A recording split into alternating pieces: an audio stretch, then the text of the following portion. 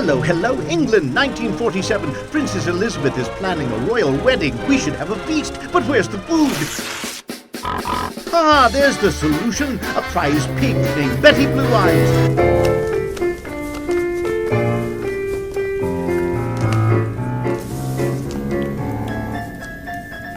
I'm Wayne Bryan, the producing artistic director for Music Theater of Wichita, but I also get to direct this show, Betty Blue Eyes, and we're really excited to be bringing the American premiere of a show that opened in London in 2011.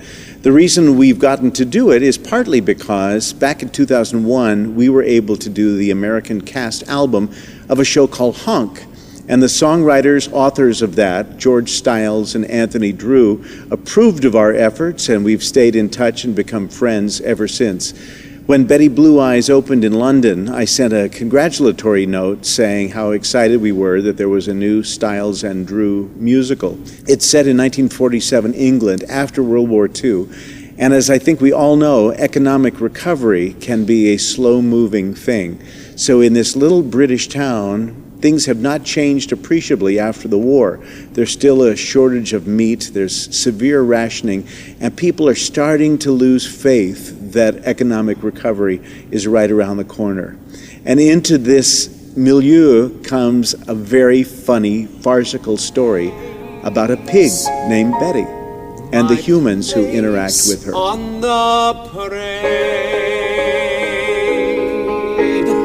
hammer toes and bunions, calluses and corns, clippers for the toenails, tweezers for the thorns, field of fallen arches, easily laid in my place on the parade. No, I'm Larry Rabin. I'm playing Gilbert Chilvers. This is my lovely wife, Joyce.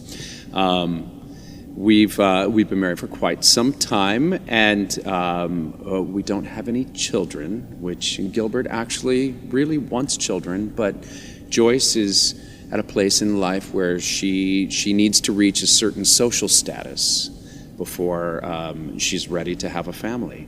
So we have a loving relationship, but I'm definitely the adolescent and she's definitely the parent. And the boss. We're in a small town in the north. We've moved there recently trying to find our way and our place. And food rationing is a really serious thing. So everybody's hungry. Everybody is looking for their way to get back to a normal life. The town really doesn't think that she and her husband are socially acceptable to them, and they basically called them nothings and nobodies, and they're not worth anything. And so it's basically her lament, in a way, in a show-stopping way, to prove to everybody that really she's the star.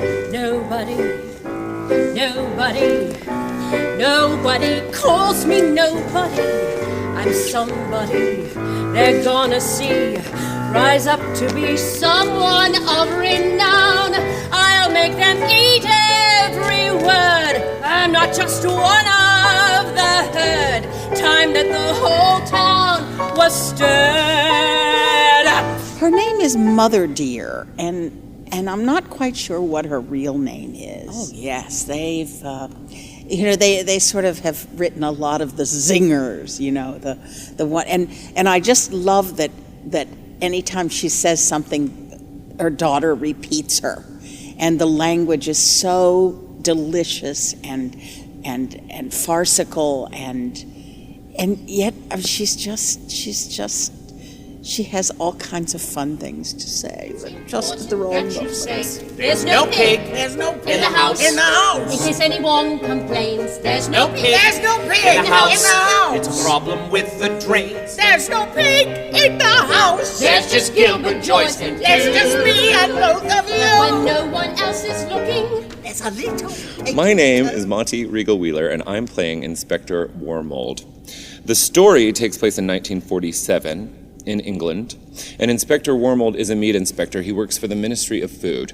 It's his job to enforce the rationing laws, to make sure that each citizen gets his or her fair share of rationing and not an ounce over, or else there are severe penalties, including arrest.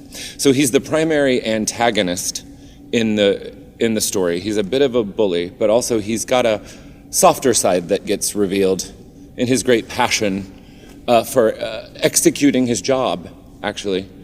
Really colorful character. The show's full of colorful characters, but in the inspector is something a little special and multi-layered, I think. Well, there's a wide variety of music. There's the jitterbug, which you'll hear a big dance number, which sounds like a typical, almost American sort of jitterbug. There are also many really wonderful ballads that are just kind of heartbreaking and just so compelling to listen to. So you're going to hear a very wide range of music all in one show. The audience is going to be taken back to the 1940s, both 1947 and the early 40s during the war. So post-war London and war London. And they're going to see sort of a British slant to those vintage clothes. And we are using quite a bit of vintage clothing in the production. And so yeah, that's a lot of surprises. There'll be some surprises, but mostly just like a postcard back to 1947. Two things really stand out to me. One is they're so fast. They learn so quickly, and putting this show together in 7 days, really.